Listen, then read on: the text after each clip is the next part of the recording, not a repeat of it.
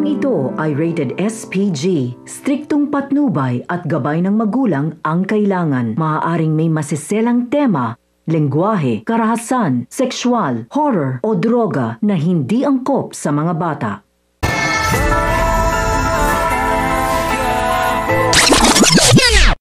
Talaga nga namang mahal na mahal ni Tinding si Tanggol dahil labis-labis ang kalungkutang naramdaman niya. At sinabi niya kay Noy na para siyang namatayan ng apo nang marinig niya ang hatol kay Tanggol. Kaya dito muling bumuhos ang kanyang luha.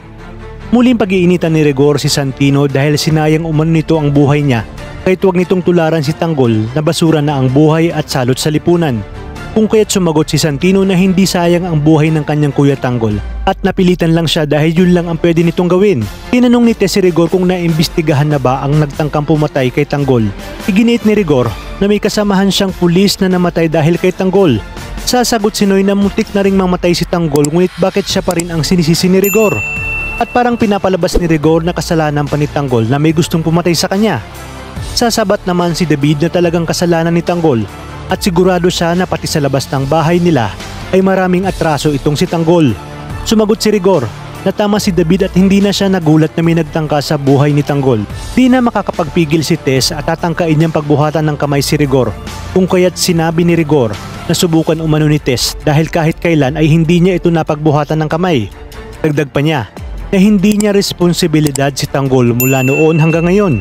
Sa kabilang banda sinabi ni Tanggol kay Enteng na sana'y makatakas sila para mapigilan niya nga ang kasal ni Mokang.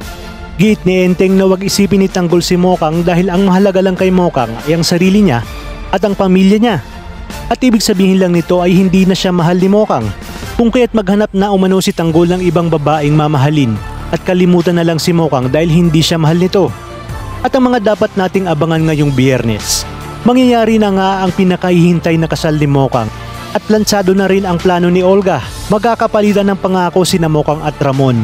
Sasabihin ni Ramon na ipinapangako niyang dadalhin niya si Mokang sa paraiso. Sasabihin naman ni Olga sa kanyang sarili na hindi nito maladala si Mokang sa paraiso kundi sa impyerno. Maya-maya pa ay makakaroon ng malakas na pagsabog sa venue ng kasal. Habang si Tanggol naman ay dadanasin na ang kastigo ni Chef Dolores kung saan halos maging lantang gulay na nga siya.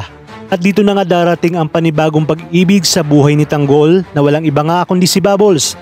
Kaya naman abangan natin kung siya ba talaga ang makakatulong kay Tanggol na makalabas o parte pa rin ito ng mga plano ni Olga.